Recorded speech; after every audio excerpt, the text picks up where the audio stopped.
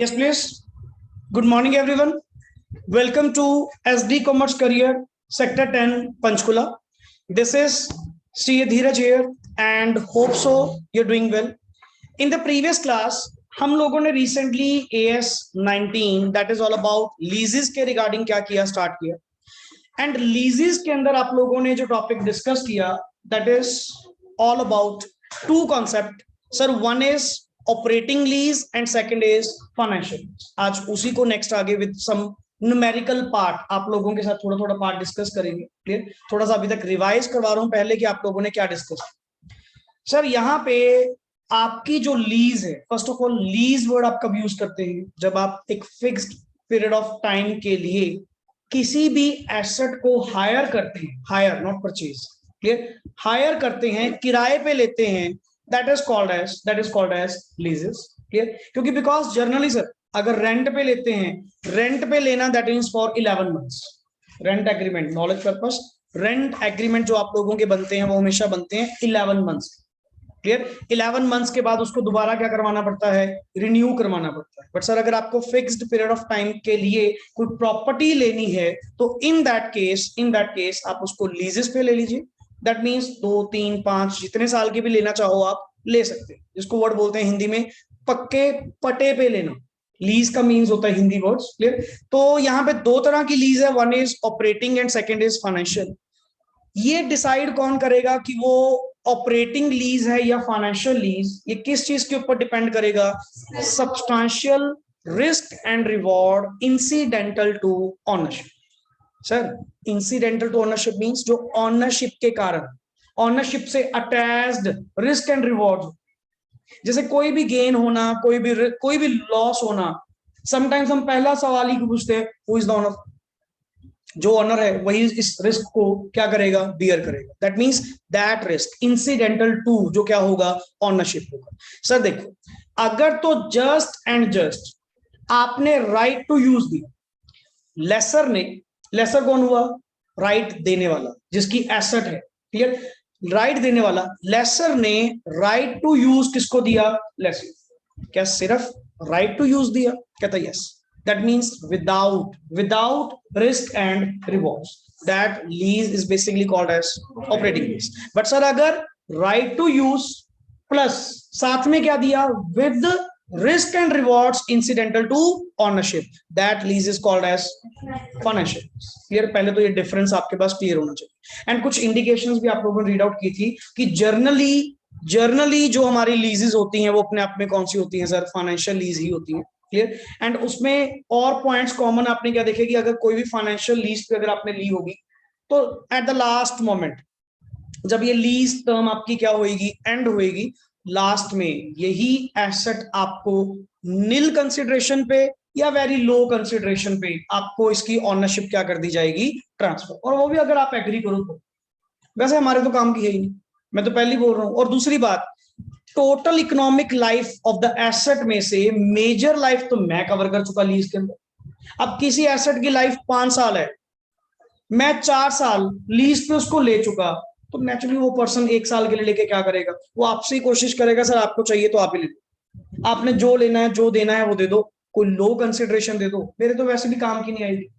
क्यों? First of all मैंने जो वो एसेट है वो आपकी स्पेशलाइज्ड नेचर के अकॉर्डिंग टू तैयार करके दी है, वो मेरे काम नहीं आने वाली अनलेस जब तक मैं मेजर मॉडिफिकेशन नहीं करूंगा.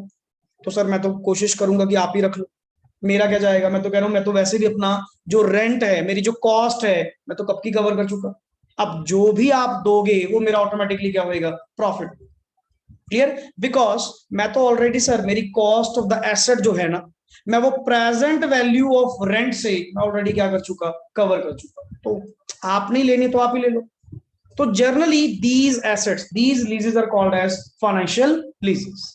देन आप लोगों ने एक डेफिनेशन रीड आउट की sir, MLP, that is minimum lease payment. Clear? Minimum lease payment में क्या क्या आया? Number one is series of payment, जो आप वहां पे उनको पेमेंट करेंगे. सर एक तो वो चीज. क्लियर? अच्छा, मे बी सिंगल पेमेंट और may be series of payment, that depends. Plus word क्या है? Bargain purchase price, bargain purchase offer price if exist in the agreement, अगर कोई होगा तो, नहीं अदरवाइज स्किप, बाहर कर देना। Then from the lessor lessee point of view, from the lessor point of view, lessee के पॉइंट ऑफ व्यू से, अगर मैंने लेसी एसेट लेने वाला, अगर मैंने कोई गारंटी दी होगी रेजिडुअल वैल्यू की, मैंने या मेरे बिहाफ पे किसी ने अगर गारंटी दी होगी, तो एमएलपी के अंदर हम क्या करेंगे, इंक्लूड करेंगे, अदरवाइज नहीं। नहीं, मेरी बात सिर्फ किसकी हुई थी, रेंट देने की हुई थी, लीज रेंटल्स देने की बात हुई थी, वो मैं देने को तैयार। तो पहले दो पॉइंट वो तो कॉमन है, एक तो सीरीज ऑफ पेमेंट जो एनुअली मंथली जो आप रेंट पे आउट करेंगे, clear, plus bargain purchase price अगर एग्जिस्ट करता होगा, अगर अपना पहले से एग्री हो रखा कि जी 5 साल बाद जब ये एंड होगा ₹1,00,000 में ये आप मुझे दे देना, तो sir series of payment plus 1,00,000 जो हमारा ऑलरेडी क्या हो रखा है, एग्री हो रखा है, प्लस अगर मैंने गारंटेड रेजिडुअल वैल्यू कही होगी तो ऐड करेंगे। अगर मैंने गारंटी नहीं दी या मेरे भी हाथ पे किसी ने नहीं दी, देन वो आपके एमएलपी का पार्ट नहीं बनेगा, क्लियर।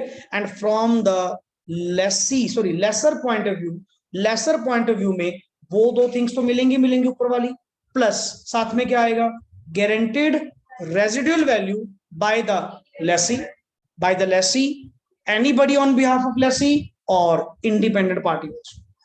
बट यहाँ पे वर्ड आप गारंटेड क्यों यूज कर रहे हो सर, अनगारंटेड तो भी होगी, because I am using the word minimum count करते हुए जो मिलेगा ही मिलेगा, तो सर आपको I think so guaranteed include करना चाहिए, अनगारंटेड यहाँ पे पार्ट नहीं आएगा, क्लियर। देन आफ्टर दैट हमारी डिस्कशन जो आज एक बार स्टार्ट करते हैं सबसे पहले, देन न्यूमेरिकल के थ्रू क्या करेंगे, क्लियर करेंगे। यस प्लीज, नेक्स्ट इज आज अकाउंटिंग ट्रीटमेंट रीड करना है किसका, from lessor point of view. Yes please पढ़िए जी, accounting treatment from lessor point of view on transfer of asset. Yes, lease receivable account debit to asset of sales. अच्छा इसमें word asset या word क्या चलेगा, सेल्स क्यों sir, अगर इसका बिजनेस है तो डिपेंड करेगा ना सर, नॉर्मल इसके लिए एसेट वर्ड है या word sales, that depends. But sir lease receivable, देख वन शॉट में, जबकि सर आना तो आपको कब है, ईयर बाय ईयर आपको रेंटल्स मिल रहे हैं ना, नहीं सर, हम उसकी प्रेजेंट वैल्यू निकालेंगे, क्योंकि मान लो आपको कह रहा हूं जी हर साल 5 साल के लिए आपको 1-1 लाख रुपए हम लोग देंगे, फिर मैंने 5 लाख रुपए आज ही थोड़ी देने हैं, अगर मैंने 1-1 लाख रुपए हर साल के एंड पे देना है, तो सर उसकी आप डिस्काउंट फैक्टर लगाकर क्या निकालें, प्रेजेंट वैल्यू निकालें, एंड उतना लीज रिसीवेबल जो पक्का है, जो मिलेगा ही मिलेगा, लीज रिसीवेबल हमने क्या कर लिया, बुक कर, क्लियर, कि sir LR account debit to asset, अगर मेरी एसेट होगी, नहीं तो अगर गुड्स होंगी मेरे लिए तो वर्ड क्या यूज करूंगा, sales. Next is if lessor is dealer of goods that credit is given to sale। बिल्कुल sir, next is and amount would be, अब इसकी अमाउंट में थोड़ा फर्क होगा। आपने वहां पे जो अमाउंट रीड आउट की थी लेसी की बुक्स में आपने क्या कहा था, फेयर वैल्यू ऑफ एसेट और present value of MLP plus GRV, वैसे जीआरवी उसी के अंदर होती है ना, एमएलपी के अंदर, क्लियर। यहां पे पढ़ना क्या लिखा हुआ है, प्रेजेंट वैल्यू ऑफ किसकी, लीज रेंटल, ये तो उधर भी कॉमन होगी इधर भी कॉमन होगी, क्लियर, प्लस इसमें वर्ड क्या लिखा है यहाँ पे, सर ये तो अपनी एसेट के लिए टोटल रेजिडुअल वैल्यू बुक करेगा ना, ये जब अपनी एसेट को सेल शो करेगा या एसेट को जाएगा भेजेगा, इसको तो टोटल रेजिडुअल वैल्यू चाहे गारंटीड है चाहे अनगारंटीड है, मैं तो पूरी वैल्यू बुक करूंगा कि मेरे को तो मिलनी है ना सर। हाँ फर्क पता क्या था, अरे लेसी के पॉइंट से जो देना बनता है वो तो गारंटेड पार्ट देगा, वो थोड़ी अनगारंटेड देगा, बट मेरे को जो रिसीव होगा, अरे मैं तो रिसीवर हूं, मैं जब भी एसेट को कल को बेचूंगा, जो भी रेजिडुअल वैल्यू आएगी चाहे गारंटेड आए चाहे अनगारंटेड आए, मैं तो टोटली बुक करूंगा। मेरी तो एसेट जा रही है, मैं तो रिसीवर हूं, मैं पेयर तो नहीं हूं। जो पर्सन पेयर था, जो लेसी था, जिसने देना था, वो क्या देगा, एक तो लीज रेंटल्स देगा, प्लस सिर्फ कौन सा पार्ट देगा, गारंटीड वाला, जो भी उसने गारंटी दी। बट मेरे लिए तो मैं तो रिसीवर हूं भाई, मैं तो अपनी एसेट को कल को बेचूंगा, जो भी रेजिडुअल वैल्यू जहां से भी मिले, गारंटेड पार्ट हो अनगारंटेड पार्ट हो, अगर लाई करती है मार्केट में, आप अपना टोटल रेजिडुअल वैल्यू यहाँ पे क्या करें, बुक कर। हाँ जी जरूरी थोड़ा वापस आएगी। हाँ, अगर क्यों सेल्स के इसमें क्या, हायर परचेज में आप क्या करते हो, वहां पे सेल्स नहीं करते क्या? जब वापस आएगी फाइनेंशियल लीज में क्या था, ये कौन सी लीज पढ़ रहे हो, ऑपरेटिंग या फाइनेंशियल?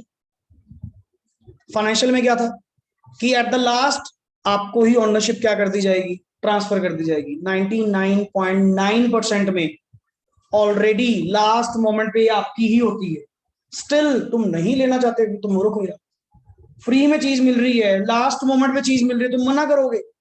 वो तो रिक्वेस्ट कर रहा है लेसर तो ले लो, क्योंकि मेरे तो किसी काम की नहीं है, मैं तो वैसे भी अपनी कॉस्ट क्या कर चुका, कवर कर चुका, आपको तो फ्री में आ रही है चीज, वो तो लेंगे। ये सारी पॉइंट है, क्लियर? तो यहां पे सर आपकी जो अमाउंट है, यहां पे जो आपकी अमाउंट है, प्रेजेंट वैल्यू ऑफ, एक तो लीज रेंटल्स जो आप लोग चार्ज करोगे जो वहां से आएंगे, प्लस प्लस जीआरवी जो लेसी ने देनी थी, प्लस यूजीआरवी ऑल्सो जो मुझे कहीं और से मिलनी। मेरे लिए तो सर टोटल रेजिडुअल वैल्यू मेरी बुक्स का क्या बनेगी, पार्ट। मेरे को तो सारी मिलनी है ना, मेरे को तो अनगारंटेड भी मिलेगी और गारंटेड भी मिलेगी। अगर तुझे लगता है कि तेरी मार्केट में, तेरी एसेट की मार्केट में इतनी वैल्यू है बट वो अनगारंटेड है, आप मिलेगी तो सही। ये थोड़ी कि जब मिलेगी तब बुक करेंगे, तेरे को फर्स्ट डे पता है कि फिर भी लास्ट मोमेंट पे, हाँ गारंटी नहीं कोई दे रहा अलग बात है, बट स्टिल लास्ट मोमेंट पे फिर भी ये 50,000 की रहेगी। तो सर आप अपनी एसेट रिकॉर्ड कर, आप अपना मतलब उसको एलआर के अंदर क्या करें, रिकॉर्ड कर। क्लियर? नेक्स्ट इज, हाँ जी, किसमें? नहीं, कोई बैलेंस नहीं रहेगा, क्योंकि यहाँ पे 2 पॉइंट होंगे, जो तो MLP lease rentals plus GRV, वो तो किससे आ जाएगा, लेसी से, और यूजीआरवी जो तेरे सोर्सेज होंगे। देन डेट अरे किसी ना किसी बेसिस पे बुक करूंगा ना मैं भी, ऐसी थोड़ी कोई रिलायबल सोर्स होगा तभी मैं उसको बुक करूंगा। अगर मुझे लग रहा है कि सर वो रिकवर नहीं होगा, ठीक है ना, देन आप यूजीआरवी को कट कर देंगे, मैं क्यों रिकॉर्ड करूंगा? मैंने पहले ही वर्ड क्या बोला, अगर मार्केट में वैल्यू लाई करती है, अगर लगता है कि सर हाँ इतना तो फिर भी नॉर्मल, अरे एक्टिवली मार्केट है, रेडिली अवेलेबल मार्केट है, तो जब भी बेचेगा ना कुछ तो मिलेगा, कुछ तो मिलेगा ना सर, उतना बुक कर, श्योर है सर। हाँ बट फर्क पता क्या है, जीआरवी जो पार्ट है, जीआरवी जो पार्ट है, जरूरी नहीं है कि लेसी ही देगा, उसने गारंटी दी। एंड गारंटी का मतलब क्या होता है कि सर अगर उसकी बात गलत निकली तो वो देगा। अब उसने गारंटी दी, कहता शर्त लगा ले, ये फिर भी तेरी चीज लाख रुपए की बिक जाएगी, ना बिके ना मेरे से ले ली। जरूरी नहीं होता कि सर उसको देना पड़ेगा ही पड़ेगा, समझ गए ना? बट सर आप ना श्योर होके चलते, आप श्योर होके चलते हैं किस बात को लेकर, कि अगर मैं आज की डेट में अपना टोटल रेजिडुअल वैल्यू निकाल लूं, गारंटेड पार्ट जो उसने कह रखा है, मैंने नहीं देखना कि मार्केट में वैल्यू होएगी कि नहीं होएगी, इतनी तो श्योरिटी है कि इतना तो मिलेगा, उसने कहा था लाख रुपए ना, लाख तो मिलेगी। प्लस अगर तुझे और लगती है अनगारंटेड रेजिडुअल वैल्यू कि नहीं सर वैल्यू थोड़ी अप हो और भी है, अनगारंटेड है बट गारंटेड नहीं है, अनगारंटेड है बट मिलेगी, इतनी वैल्यू फिर भी मिलेगी, सर आप अपना एलआर के अंदर क्या कर लीजिए, बुक कर लीजिए, तुम्हें तो रिसीव होएगी ना। हाँ मिलेगी कब, एट द एंड ऑफ मान लो lease term, 4th year 5th year 6th year, अपन उसको एडवांस में पहले ही क्या कर लिया। और मैंने कौन सा फ्यूचर वैल्यू बुक करी है, मैं उसकी कौन सी वैल्यू बुक करूंगा, प्रेजेंट वैल्यू। जब उसके ऊपर इंटरेस्ट लगते वो लास्ट मोमेंट उतने की ही बनेगी, क्योंकि मैंने फ्यूचर वैल्यू को ही तो डिस्काउंट करके इसमें लेके आया था प्रेजेंट में, और प्रेजेंट की ही जब फ्यूचर बनाओगे तो सेम ही वैल्यू बनेगी। क्लियर? सेम ही वैल्यू आप लोगों की बनेगी। क्लियर? तो यहां पे सर टोटल रेजिडुअल वैल्यू में simple word TRV is equal to क्या होती है, जीआरवी प्लस यूजीआर। दोनों का व्यू पॉइंट समझो, लेसर के लिए पैसा मिलना अलग है, लेसी का पैसा देना अलग है। एज अ पर्सन अगर आप लेसी हो, आपने किसी एसेट को किस पे लिया, लीज पे लिया, तुम क्या पे आउट करोगे, एक तो lease rentals. What do you mean by lease rentals? Monthly और एनुअली पेमेंट जो आपने क्या कर रखी है, अग्री कर रखी है, प्लस मैक्स टू मैक्स क्या दोगे, गारंटेड रेजिडुअल वैल्यू। अगर मैं तुमसे मांगू ना जी ना इसकी तो टोटल रेजिडुअल वैल्यू इतनी बनती है, मैंने थोड़ी कहा था, मैंने मिनिमम की गारंटी कितनी दी थी कि इतनी मिलेगी मिलेगी, अब मार्केट में उससे ज्यादा मिल रही है, बढ़िया भाई, तेरी इच्छा, और क्या, तेरे को और क्या चाहिए।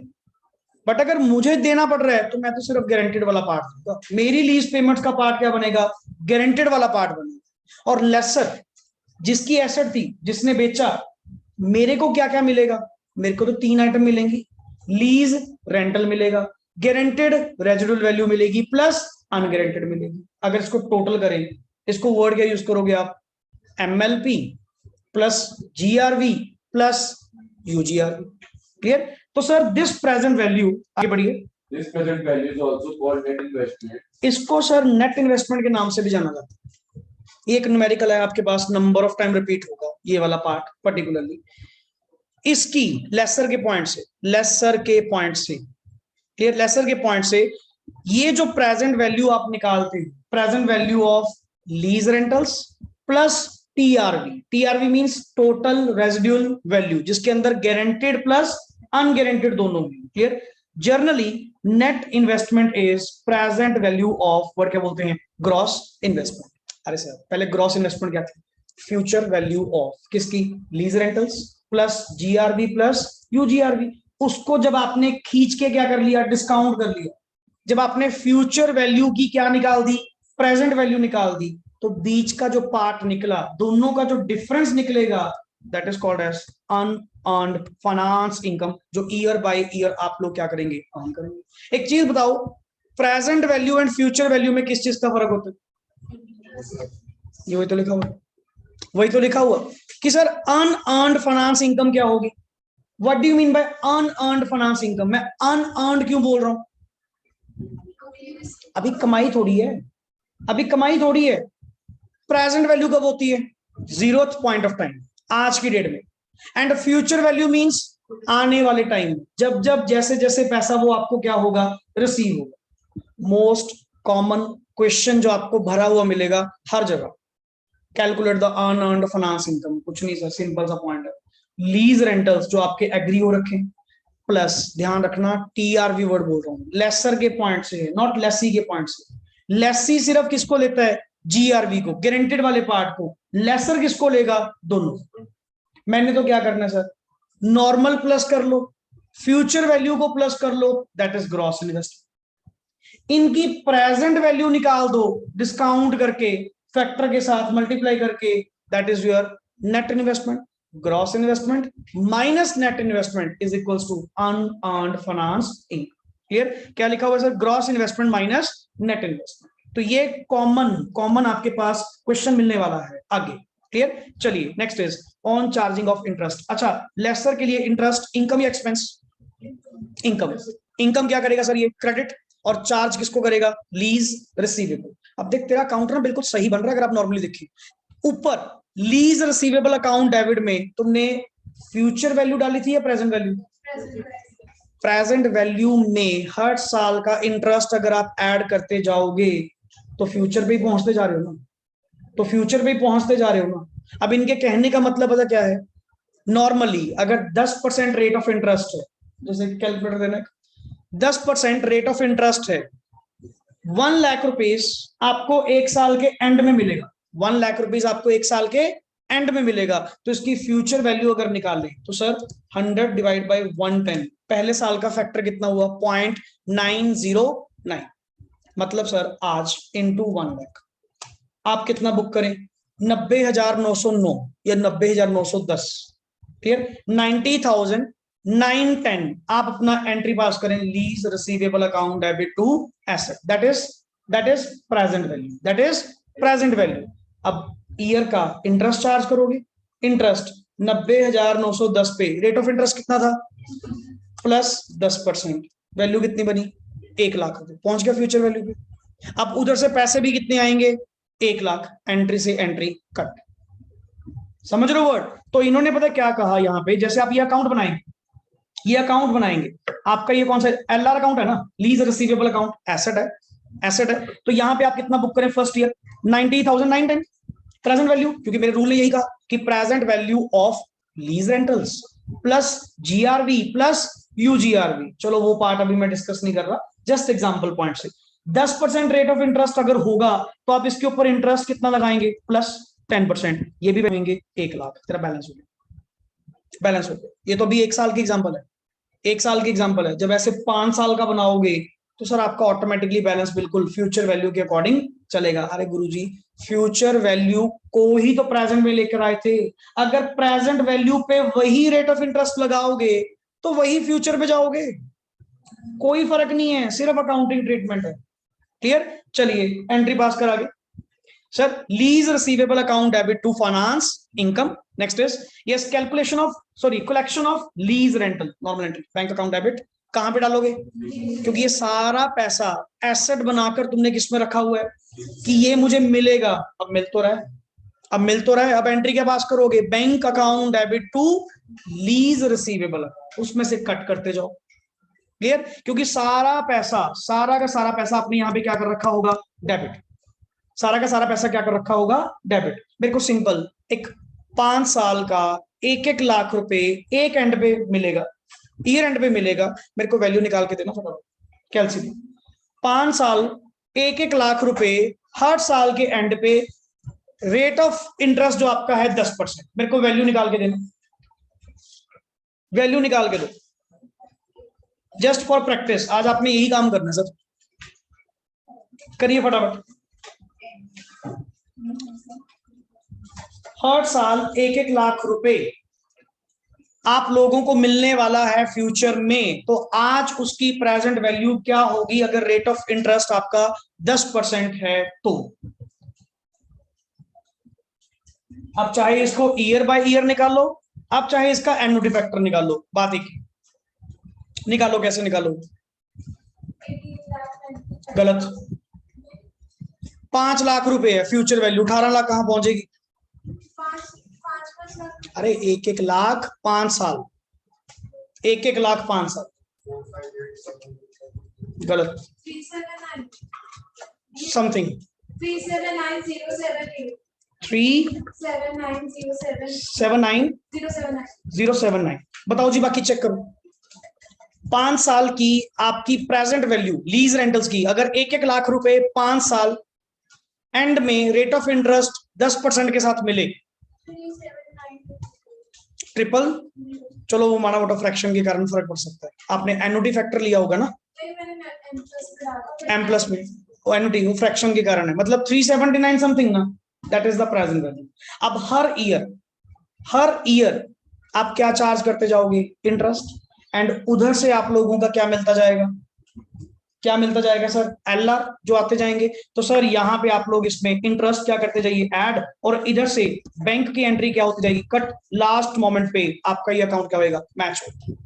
अगर डिफॉल्ट नहीं होता, अगर डिफॉल्ट नहीं होता तो ऑटोमेटिकली सर, क्योंकि सर मैं प्रेजेंट वैल्यू से पहले किस पे आया, फ्यूचर पे, सॉरी फ्यूचर वैल्यू से किस पे आया, प्रेजेंट पे, एंड प्रेजेंट से ही तो नेक्स्ट आगे किस पे जा रहा हूं, क्योंकि मुझे मेरा accounting treatment year by year करना है, ईयर बाय ईयर करना है, तो मेरा बिल्कुल एग्जैक्ट चलेगा सर, लास्ट मोमेंट, लास्ट तक मेरा बिल्कुल वर्ड टू वर्ड क्या करेगा, मैच करेगा।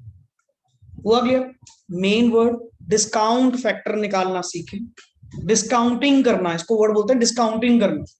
क्लियर? कैश फ्लोज जो आपके फ्यूचर में हैं उनको प्रेजेंट वैल्यू में लेकर आना, that is called as discounting. Clear? चलिए, on transfer to PL, interest आपकी इनकम है। अच्छा, डेप्रिसिएशन आपने चार्ज ही नहीं करनी, बिकॉज आपकी जो लीज है वो कौन सी है, फाइनेंशियल लीज, और फाइनेंशियल लीज में ये राइट किसके पास होता है, लेसी के पास, वो अपनी बुक्स में डालता जाएगा। Clear? So depreciation is not charged by the lessor in financial lease. Next is expenses on lease, will be written off as ordinary expenses P&L account. और अगर लीज के ऊपर कोई आपने नॉर्मल एक्सपेंडिचर भी करे होंगे तो आप अपना नॉर्मल प्रॉफिट एंड लॉस के अंदर, इतना तो काम के लिए खर्चा होता ही है, सेल करने के लिए भी तो तुम एक्सपेंडिचर करते ही हो, तो जो भी एक्सपेंडिचर आप कर रहे हो प्रॉफिट एंड लॉस में ऑर्डिनरी आप क्या कर दीजिए, राइट ऑफ।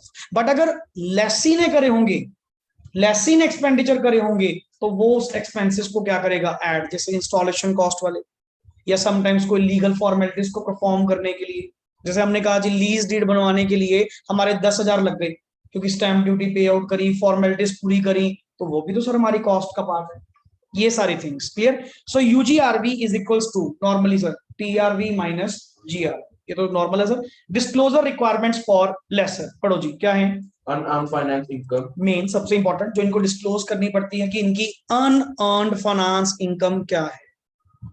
अरे सर लीज पे है, लीज पे होने का मतलब तुझे मिलेगी मिलेगी, हाँ बट ये बात है मिलेगी, कमाई नहीं है अभी, अभी पैसा कमाया नहीं है, तभी तो वर्ड क्या बोल रहा हूं, अनअर्न, कमाएंगे नेक्स्ट ऑन। क्लियर।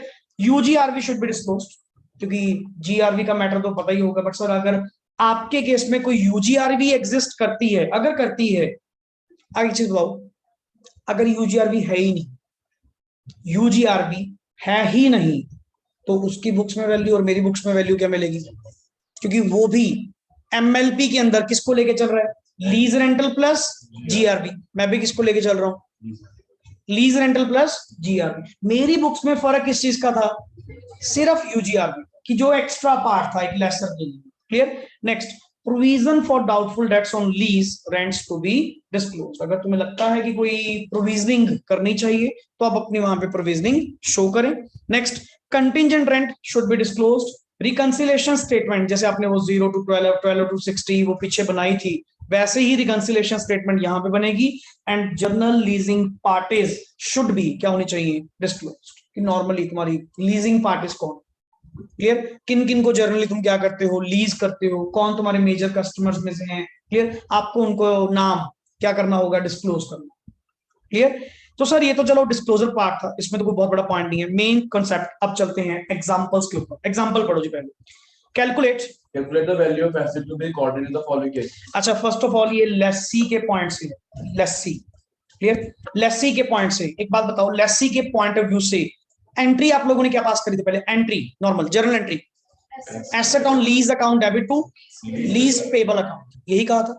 अब मैं आपसे पूछ रहा हूं जी वैल्यू कितनी होगी, एंड वैल्यू के लिए वहां पे आपने क्या रीड आउट किया था, वैल्यू के लिए क्या था sir, fair value of an asset, और क्या, प्रेजेंट वैल्यू ऑफ किसकी, लीज रेंटल्स प्लस जीआरवी, अगर होगी प्लस जीआरवी, जिसको वर्ड एमएलपी बोल दो।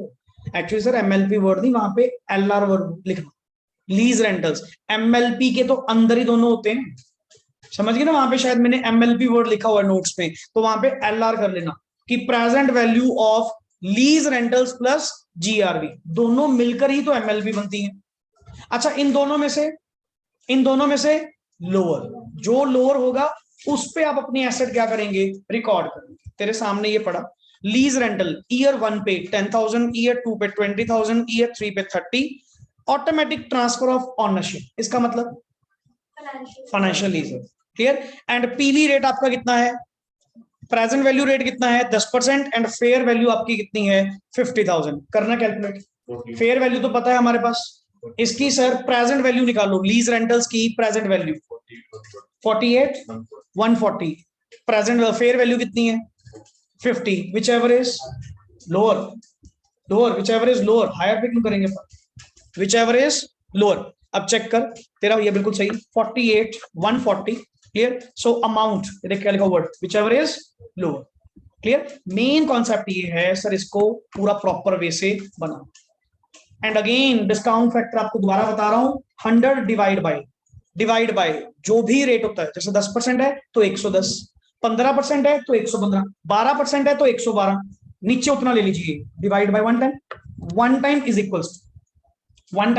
Equals to discount factor.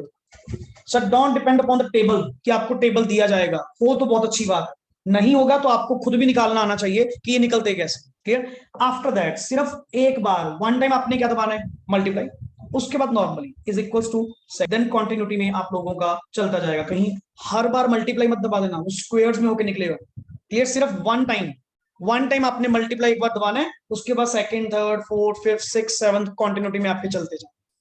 Clear. तो ये डिस्काउंट फैक्टर्स आप निकाल लीजिए। अच्छा, कम से कम 3 या हो सके तो 4 डेसिमल लिया करो, थोड़ा और एक्यूरेट जाने की। क्लियर। जितना ज्यादा आप लोग मतलब ज्यादा लेकर चलोगे, वैसे मैक्सिमम 4 डेसिमल होते हैं, इसके ऊपर जाने की जरूरत नहीं है, 4 डेसिमल लीजिए। एंड प्लीज कंपेयर मत करना कि मेरा इतना आ रहा है उसका इतना आ रहा है, फ्रैक्शन का फर्क होगा।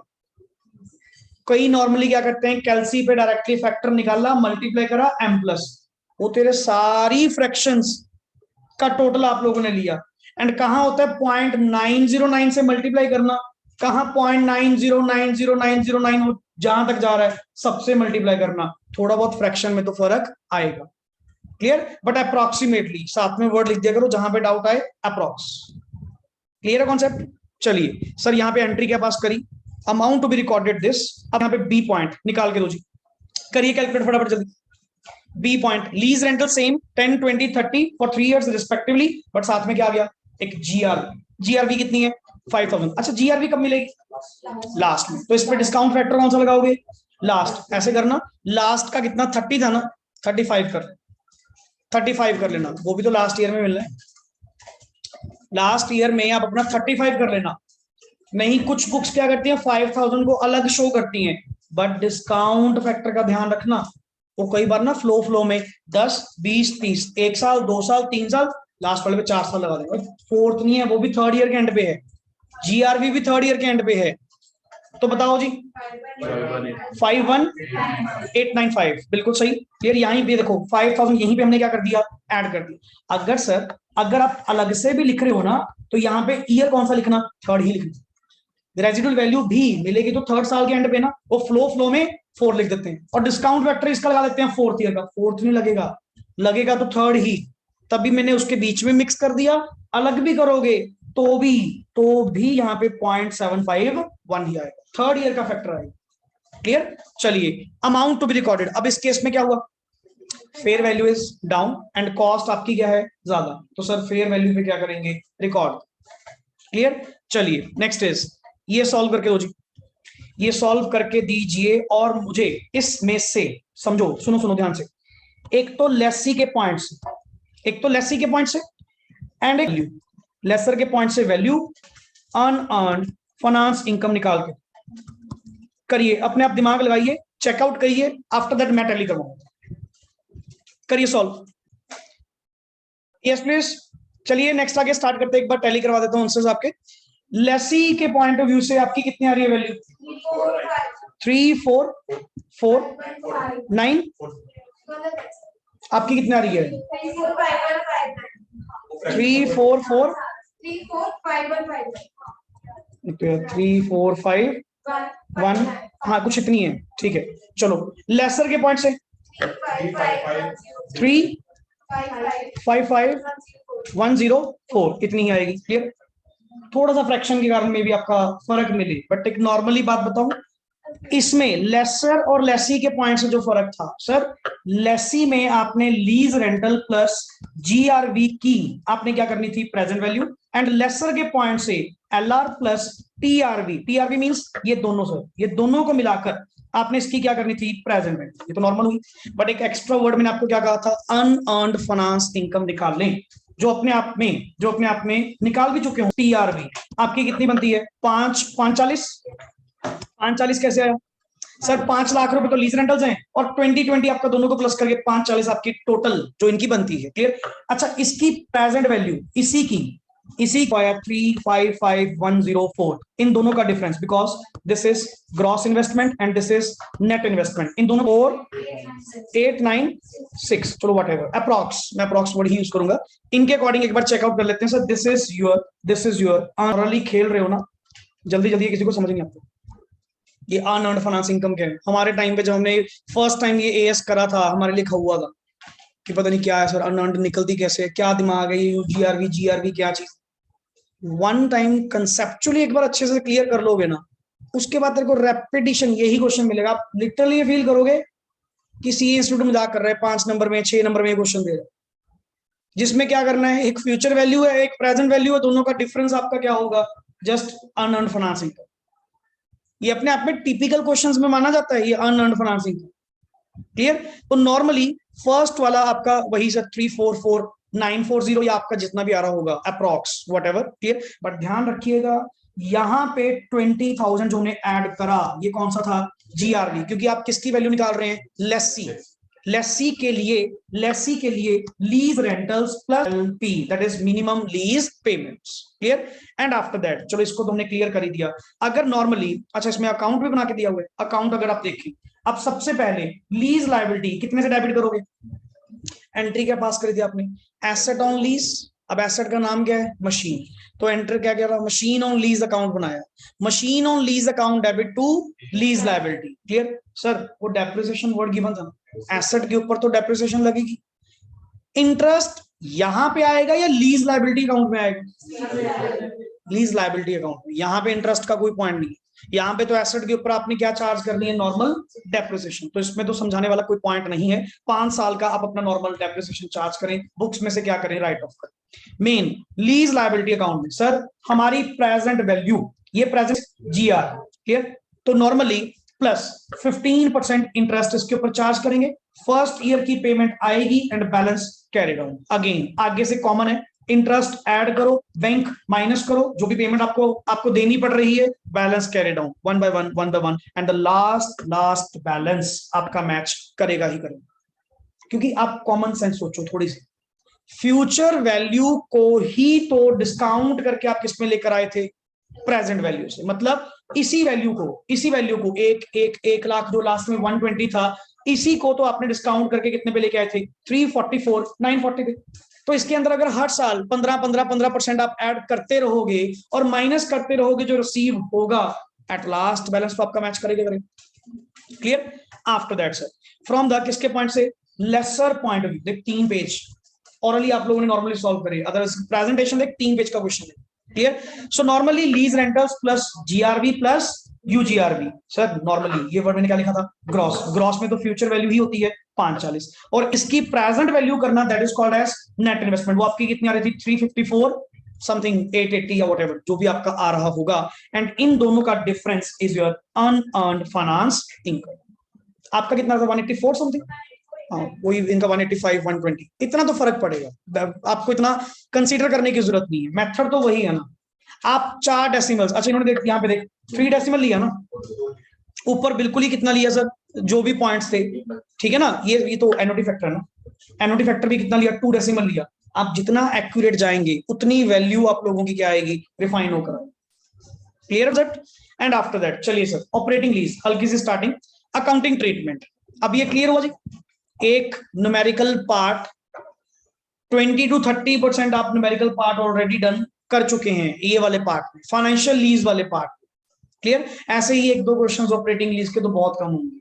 क्लियर? या फिर एक लास्ट वाला आप लोगों का सेल एंड लीज बैक जो है, उसमें छोटे छोटे क्वेश्चंस।